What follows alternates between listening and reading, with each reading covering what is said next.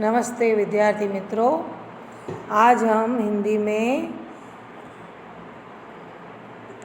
करेंगे गद्य विभाग में करेंगे नीति के दोहे। बराबर। नीति के दोहे में हम रहीम जी के बारे में, उनके जीवन चरित्र के बारे में पूरा समझेंगे, जानेंगे और करेंगे। यहाँ पर रहीम जी का जन्म लगभग 1553 ईस्वी सन और निधन सन 1626 ईस्वी सन में हुआ था। रहीम जी का पूरा नाम अब्दुल रहीम खाना था। उनके पिता का नाम बेरंबा था, जो अकबर के अभिभावक थे। रहीम अकबर के 9 रत्नों में से क्या थे? एक थे। रहीम की कार्यक्षमता और बुद्धिमत्ता से अक्सर बहुत प्रभावित थे और इसलिए उन्होंने रहीम को अपने दरबार का महामंत्री का सर्वोच्च पद प्रदान किया था। रहीम संस्कृत, अरबी, फारसी के विद्वान थे। दानी के रूप में बहुत सुविख्यात हैं। जीवन में व्यवहारिक अनुभवों को उन्होंने अपनी सच्चाई में व्यक्त किया है। प्रथम दोहे में परहित की भावना दर्शाई गई है। दूसरे दोहे में सही संबंध की रीत और सच्चा प्यार। तीसरे दोहे में छोटी चीज का महत्व। चौथे दोहे में सही बंधुत्व की बात की गई है। पांचवें दोहे में कड़वे वचन बोलने वाले की स्थिति का वर्णन। छठे दोहे में उत्तम व्यक्ति की प्रवृत्ति और सातवें दोहे में बिगड़ी हुई बात को छोड़ देने की तथा आठवें दोहे में धैर्य का महत्व तथा अंतिम दोहे में किसी से मांगना नहीं चाहिए, इस बात का अद्भुत यहाँ पर दृष्टांत दिया है। बहुत ही बढ़िया, हर एक बात रहीम जी की समझूती वाली है। कहते हैं कि यहाँ पर जब एक एक दोहे में उन्होंने जब समझा है, पंक्ति का वर्णन किया है। देखो, पहली पंक्ति में क्या कहा है? तरुवर फल नहीं खाते। तरुवर मतलब क्या? वृक्ष फल नहीं खाते हैं। सरोवर मतलब कि नदी, सरोवर अपना पानी नहीं पीती है। कई रहीमन पर काज है। कहते हैं कि रहीम जी कहते हैं कि जो पर काज के लिए, परोपकार के लिए जीवन जीते हैं, वो उनकी संपत्ति सुचित सुजान। बराबर। तो यहाँ पर कहा है कि तरुवर फल नहीं खाते, सरवर पिए न पान। कई रहीम पर काज है, संपत्ति सुचित सुजान। बराबर। तो इसके भावार्थ क्या होगा? इस भावार्थ हम ये देखेंगे कि रहीम जी कहते हैं कि पेड़ अपने फल नहीं खाते हैं और सरोवर अपना पानी नहीं पीते। इसी प्रकार ज्ञानी पुरुष क्या करते हैं? परोपकार के लिए ही धन संपत्ति का क्या करते हैं? संग्रह करते हैं। ठीक है, आई बात समझने कि क्या करते हैं? रहीम जी क्या कहते हैं हमें कि सरोवर अपने पेड़ अपने फल नहीं खाते और सरोवर अपना पानी नहीं पीता। उसी तरह परोपकार करने वाले जो लोग होते हैं, जो व्यक्ति होते हैं, वो अपनी संपत्ति का दूसरों के हित के लिए, कोई दुख हो सुख हो तो उनके हित के लिए वो क्या करते हैं? कार्य करते हैं, उन्हें देते हैं। ये ध्यान रखो कि मनुष्य का जो जन्म हुआ है वो परोपकार के लिए, पर हित के लिए हुआ है। ऐसी भावना हमारे अंदर होनी चाहिए कि जब दुख हो, तकलीफ हो और एक इंसान दूसरे इंसान की मदद ही नहीं करे, तो ये सब देखो भावार्थ हम प्रकृति से सब सीखते हैं। प्रकृति में क्या बताया है कि जो वृक्ष है वो खुद का फल नहीं खाकर क्या करता है? हमें फल देता है। तो ये क्या मदद ही कर रहा है। सरोवर खुद पूरा पानी, लेकिन वो खुद नहीं पीकर लोगों को पिलाता है। उसी तरह रहीम जी कहते हैं कि इन दृष्टांतों से हमें सीखना चाहिए कि जो परोपकार वाला व्यक्ति होता है वो अपनी संपत्ति का क्या करता है? दूसरों की मदद में, उपयोग में लाता है। ध्यान रखो इन सब चीज़ों का। बराबर। तो रहीम की एक एक बात हमें नीति में उतारनी है। हमारे ज़िंदगी में ये याद रखना बेटा कि हम नीति के दो, हमारे जो प्रिंसिपल्स बनेंगे जीवन में, हमारी नीति बनानी है और नीति के दो के आधार पर हमें जीवन में जीना है। जब हम बड़े होंगे तो सब बातों का हमें क्या होगा, ये उपयोग में आएगी। जैसे ध्यान करके हर एक दोहे को समझना है, जानना है और उसके बाद तर्क वितर्क करना है। हर एक दोहे का आपको भावार्थ आना चाहिए। कही रही मन संपत्ति संग, कही रही मन संपत्ति सगे, बनत बहुत बहुरीत, विपरीत कसोटी जे कसे तेई साचे मीत। क्या कहा है रहीम जी ने? कही रहीम संपत्ति सगे, क्या है?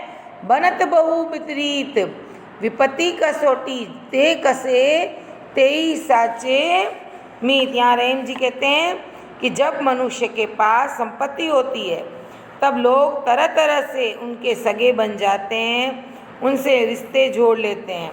लेकिन सच्चे मित्र तो वे हैं जो विपत्ति यो समस्या, जो मुश्किलों में समय साथ दे।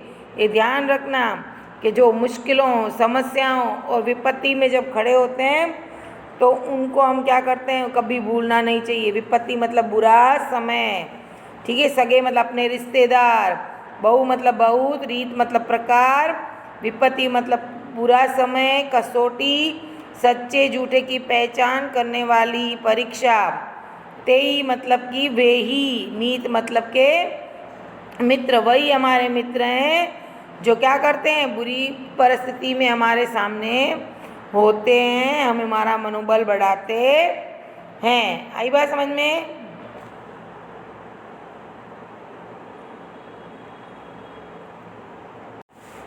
अब हम तीसरे दोहे के बारे में समझेंगे, बराबर। तीसरा दोहा क्या कहते हैं? रही मन देखी बड़न को, लघु न दीजिए डारी, जहाँ काम आवे सुई, कहा करे तरवारी। तो यहाँ रहीम जी कहते हैं कि बड़न, बड़न मतलब बड़ों को, लघु मतलब छोटे, डोरी मतलब छोड़ना, कहा मतलब क्या, और तरवारी मतलब तलवार। आई बात समझ में? तो यहाँ पर कहा है रहीम जी ने कहते हैं कि बड़ों को देखकर छोटों की अपेक्षा नहीं करनी चाहिए। जो काम सुई करती है क्या वह तलवार कर सकती है? तो जो जिसका काम होता है वो ही कर सकता है। इसलिए हमें छोटे बड़ों का भेदभाव करना चाहिए नहीं, जो जिसका काम है वो ही कर सकता है, ठीक है ना। तो बड़न को देखकर हमें ऐसे छोटों को नीचा नहीं समझना चाहिए। आई बात समझ? जो काम क्या कर सकता है, सुई कर सकती है, वो तलवार नहीं कर सकती, और तलवार का काम सुई कर सकती नहीं है। इस बात का हमेशा हमें ध्यान होना चाहिए। फिर चौथे दोहे में कहा है कि दीन सबन को लखत है, दीन सबन को लखत है, दीनहीन लखे न कोय, जो रही मन दीन ही लखे, दीन बंधु सब होय। क्या कहा है कि दीन सबन को लखत है, दीन ही लखे न कोय, जो रही मन दीन ही लखे, दीन बंधु सब होय। बराबर। दीन मतलब गरीब, असहाय, लखत है मतलब देखते हैं, कोई मतलब कोई, दीन बंधु मतलब भगवान। आई बात समझ में? तो यहाँ पर कहा है कि रहीम जी कहते हैं कि असहाय और गरीब लोग सबको क्या करते हैं, आशा भरी दृष्टि से, नज़रों से वो देखते हैं, पर उनकी और कोई नहीं देखता, उन पर कोई कृपा की, दया की या कृपा की दृष्टि नहीं रखता। जो असहाय और गरीब और दया दृष्टि रखता है वह सचमुच भगवान के समान होता है। जब भी अपने घर पे कोई मांगने, अपने उदाहरण में देती हूँ कि जब अपने घर पे कोई मांगने आता है तो अपने क्या करते हैं, उसको भगा देते हैं, बराबर। तो उसके ऊपर कृपा दृष्टि हम रख सकते नहीं है। तो इसलिए जो भी हमारे घर पे आता हो, एक आश और एक उम्मीद लेकर आता है, तो हमें कुछ ना कुछ उसकी सहायता करनी चाहिए, बराबर ना। तो रहीम जी कहते हैं असहाय और गरीब जो लोग होते हैं वो बेचारे आशा भरी उम्मीद की किरणों से हमें देखते हैं कि शायद हमसे कुछ उनको मिल जाए, पर उन पर कोई कृपा दृष्टि नहीं करता है। तो असहाय और गरीबी पर दया दृष्टि जो भी इंसान करता है तो परमात्मा उसके अंदर समाया होता। बोलते हैं ना, हम किसी की मदद करते हैं तो कभी कभी कोई आपकी मदद करता है और तब अपने को ऐसा लगता है कि आपके जैसा कोई भगवान नहीं, हम बोल देते हैं। तो ये सही बात होती है कि जिनको ज़रूरत हो, जिनकी मदद करने जैसी हो, उनको हमें मदद करनी चाहिए। आई बात में, तो ऐसे ऐसे दीनहीन गरीब लोगों की हमें क्या करनी चाहिए, मदद करनी चाहिए। तो हम लोग वो सचमुच ही किसके समान होता है, परमात्मा के समान हो जाता है। ये बहुत अच्छा है। तो खीरा को मुख काट के, क्या कह रहे हैं जी ने दोहे में, खीरा को मुँह काट के मलिए लोन लगाए, रही मन करऊ मुखन को चाहिए कई सजाए। ठीक है, तो यहाँ पर कहा है खीरा मतलब एक तरह की जो ककड़ी अपने लेते हैं ना बाजार से, वो मलियन मतलब उसको घिसना है, मलना है। नोन मतलब नमक, करू मतलब कड़वे, और सजाए मतलब उसको सजा देनी है। यहाँ पर क्या कहा है इन्होंने, क्या कहा है कि खीरा को खाने से पहले उसका सिर, ऊपरी जो दो भाग होते हैं ना ऊपर ऊपर के, वो हम क्या करते हैं, काट लेते हैं, अलग कर देना चाहिए। फिर उसको कटे भाग पर क्या लगाना चाहिए, नमक लगाना चाहिए। रहीम जी कहते हैं कि कड़वे मुख वाली को यही सज़ा मिलनी चाहिए, इस अपराध को यही दंड है। मतलब कि जो लोग कड़वा बोलते हैं उनके मुंह में क्या होता है, वो जो बोलते हैं, जिस तरह ककड़ी का उदाहरण दिया है कि ककड़ी को हम क्या करते हैं, कीड़े को काट के दोनों तरफ नमक लगा देते हैं तो उसका कड़वापन चला जाता है। उसी तरह जो इस तरह की बातें करने वाले लोग होते हैं उनके मुंह में भी हमें कड़वास की बातों को हटाने के लिए प्रयत्न करना चाहिए। उसको कोई ना कोई ऐसा दंड देना चाहिए ताकि वो इस तरह की बात हमारे सामने कर ही ना सके। आई बात में, जो रही मन उत्तम प्रकृति के, रहीम जी ने क्या है, जो रही मन उत्तम प्रकृति का करी सकत कुसंग, चंदन विश्वव्यापक नहीं लपत रह भुजंग। यहाँ पर बहुत ही कहा गया है कि उत्तम मतलब श्रेष्ठ, बराबर, का करी मतलब सकत कुछ नहीं कर सकता है, कुसंग मतलब बुरे लोगों का साथ, भुजंग मतलब सांप। आई बस में, तो यहाँ पर कहा है कि रहीम जी कहते हैं कि उत्तम स्वभाव वाले मतलब जिनका स्वभाव बहुत ही नेक होता है, वो बुरी संगति में रहकर भी उनका प्रभाव नहीं छोड़ते।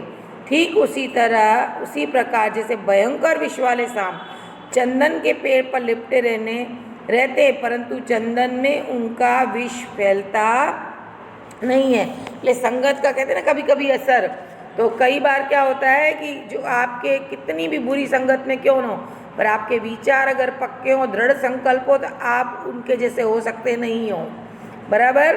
तो ये ध्यान रखो कि रहीम जी कहते हैं कि उत्तम स्वभाव वाले जो लोग होते हैं बुरी संगति में रहकर तो उनका उन पर कोई प्रभाव पड़ता नहीं है। उसी प्रकार जैसे भयंकर विष वाले सांप क्या कहते हैं, चंदन के ऊपर लपेटे रहते हैं। चंदन का वृक्ष कैसा होता है, अमृत देता है, और अजगर में क्या होता है, बहुत सारा पॉइजन जहर होता है। आई बात समझ में।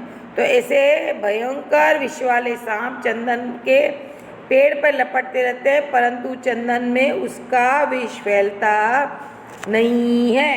ऐसे हमारे जीवन में भी हमें ऐसे चंदन की तरह बनना है। विपरी बात बने नहीं लाख करो किन कोय, बिगड़ी बात बने नहीं लाख करो किन कोय, रही मन बिगड़ दूध को मथे तमाखन होए।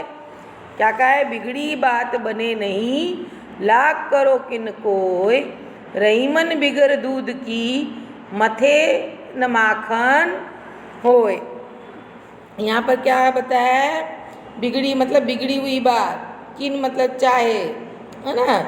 तो यहाँ पर बताया है कि कवि रहीम कहते हैं कि बिगड़ी बात लाख प्रयत्न करने पर भी सुधर नहीं पाती। ठीक उसी तरह जैसे फटे दूध से जमाए गए दही को कितनी भी अपने उसको मथा ले, लेकिन उससे मक्खन नहीं निकलता। इससे मक्खन निकालने के लिए हमें दूध फटा होना चाहिए नहीं, बराबर। तो ये ध्यान रखना है कि रहीम कहते बिगड़ी बात लाख प्रयत्न करने पर भी सुधर नहीं सकती है, ठीक नहीं हो सकती है। उदाहरण दिया है कि दूध जैसे फट जाता है और फिर उसमें से सही तरह से मक्खन हम निकाल सकते नहीं है। इसलिए बात करने से पहले हमें क्या करना चाहिए, बहुत ज़्यादा सोच समझकर किसी के साथ बात करनी चाहिए, बराबर। और ऐसा प्रयत्न मिठास और इस तरह से जीवन जीना चाहिए कि किसी को बुरा हमारे साथ लगे नहीं। अभी यहाँ पर बोलते बिगड़ी बात बने नहीं, यहाँ पर हो गई। अभी कहते हैं कि बिगड़ी बात बने नहीं, लाख करो किन कोय।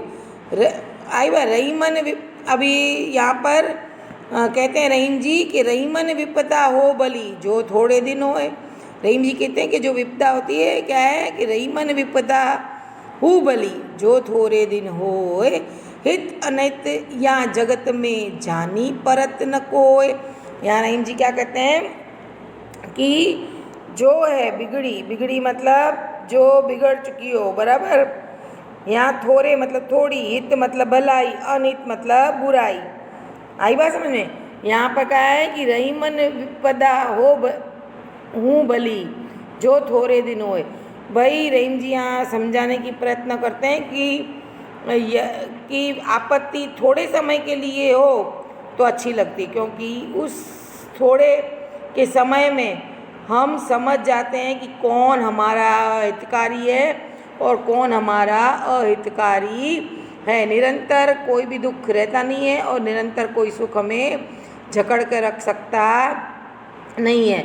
समस्या आती है, समाधान लेकर आती है। इसलिए ध्यान रखना कि विपदा, मुश्किल, समस्या जब भी आती है धीरज रखना है और सब्र का फल मीठा होता है। रहीम जी कहते हैं कि हमें उस समय क्या करना चाहिए, सब्र करना चाहिए, ध्यान रखना चाहिए और उस विपदा में हमें समझ जाना चाहिए कि कौन हमारा है और कौन पराया है। इसलिए जब भी विपदा आती है हमें अपनी आंखें खोल देती है। मनुष्य की आंखें खोलने के लिए समस्या आती है, ठीक है। कि अगर हमें क्या होता है, जागरूक कर देती है कि कोई भी तकलीफ़ आती है, मुश्किल आती है, दुख आते हैं, तकलीफ़ आते हैं तो कौन हमारा है, कौन हमारा नहीं है, कौन हमारा अहित चाहता है, कौन हमारा हित चाहता है, कौन हमारे लिए अच्छा सोच सकता है। इन सब बातों की हमारी अंदर भावना जग जाती है और हमें हमारे कौन शत्रु और कौन हमारे मित्र है उसके ज्ञान हमें हो जाती है। ध्यान रखिए इस चीज़ का। काय रहीमन वे नर मर चुके। रहीम जी कहते हैं कि रहीमन वे नर मर चुके जे कहे मांगन जाई, उनसे पहले वे मुए जिस मुख निकसत नाई। कि रहीम जी कहते हैं यहाँ पर कि जो मनुष्य जिंदा होते हुए भी मरे हुए हैं, जो दूसरों के दरवाजे मांगने जाते हैं, परंतु उनसे भी पहले वे मर गए हैं जिसके मुख से ना शब्द निकलता है। तो मांगने वाले को देने से इनकार कर देने वाला ही, ऐसे कहा गया है कि इनकार कर देते हैं वो, ठीक है। बहुत ही जो मांगने वाला तो ठीक है, विवश है, लाचार है, पर न देने वाला और बड़ा लाचारी गिना जाता है। इसलिए कहते हैं रहीम जी कि रहीमन जी कहते हैं कि मनुष्य तो जिंदा होते हुए भी मरे के समान है, जो दूसरों के सामने क्या करते हैं, हाथ फैलाते हैं, मांगते हैं। कितनी भी बुरी परिस्थिति हो, इंसान मांगता नहीं है, कुछ न कुछ मजदूरी करके अपना स्वाभिमान बनाए रखता है। पर जब बहुत ही लाचार होता है तभी वो किसी के सामने मांगता है। तो सामने वाला जब नहीं देता है तब कहते हैं कि मांगने वाले से देने के इनकार करने वाला ही अपराधी गिना जाता है, ठीक है। तो ये भावार्थ आपको कर लेने हैं, पूरे के पूरे क्वेश्चन आंसर इसके हैं वो भी आपको कर लेने हैं, ठीक है। दिमाग में रखना। रहीमन के दोहे जो यहाँ पर है विषय में चुन चुन कर या अक्षरों में लिखना है। एक अच्छी सी बुक में रहीम के दोहे लिखने हैं, उसके भावार्थ आपको लिखने हैं। Thank you very much my dear.